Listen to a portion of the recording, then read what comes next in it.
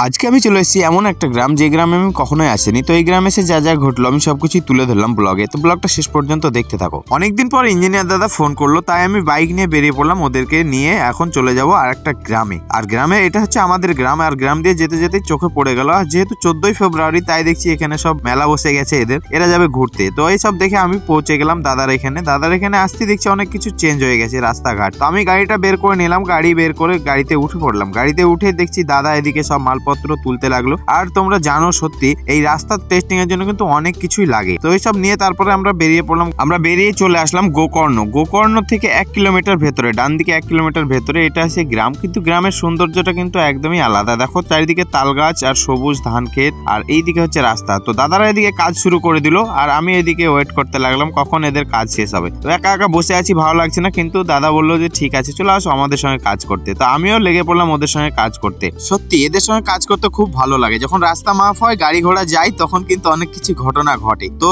এদারে চারিদিকে কাজকর্ম করতে লাগলো আর আমিও ওদের সঙ্গে কাজ করে তারপরে দেখছি ওরা জিনিসপত্র সব গোটাতে লাগলো। মানে এখানে কাজ হয়ে গেল। এখান থেকে চলে আসলাম আর একটা গ্রাম। এই গ্রামটা কিন্তু আরো একটু সুন্দর। তো এই গ্রামে হচ্ছে দেখো চারিদিকে মিডিল দিয়ে রাস্তা চলে গেছে আর দুই দিকে কিন্তু ধান ক্ষেত। এই সৌন্দর্য দেখতে দেখতে ঘটে গেল আর একটা ঘটনা। সেটা হচ্ছে এই রাস্তা যখন মাপ হচ্ছে, এর ওপর দিয়ে কিন্তু টোটো চলে গেছে এক পাটার ওপর দিয়ে। তাই আমাদের আজিজ দা কিন্তু পাটা ঠিক করতে শুরু করে দিল। তো পাটা ঠিক করার পর তারপরে উঠে গেল আমাদের চায়ের নেশা। তো দাদা বললো চা তো এখানে পাওয়া যাবে না, চা খেতে গেলে যেতে হবে অনেকটা দূর হলেও কিছু করার নেই, চায়ের নেশা এক আলাদা নেশা। তাই আমরা চলে আসলাম এই গ্রামের ভেতরে চা খাওয়ার জন্য। আর এসেই দেখো চায়ের দোকান, এটা হচ্ছে চায়ের দোকান। আর গ্রামটার নাম হচ্ছে ডাঙ্গাপাড়া। এটা হচ্ছে কুলি থেকে অনেকটাই ভেতরে। তো গ্রামটা সত্যি সৌন্দর্য দেখো, উঁচু নিচু জায়গা। বর্ষাকালে কিন্তু এই গ্রামের সৌন্দর্য আর একটু আলাদা হয়ে যায়, মানে পুরো ডুবে যায়। তো এইসব দেখে চলে আসলাম খরজনা, মানে আমরা যেখানে আসলাম এখান থেকে খরজনা হচ্ছে 3 কিলোমিটার। তো এখানে এসে দেখছি সুন্দর প্রকৃতি, এখানে সূর্য ডুবো ডুবো অবস্থা, আর এদিকে সবাই তাস খেলছে। আর এই সাইডে হচ্ছে স্কুল আছে, প্রাইমারি স্কুল।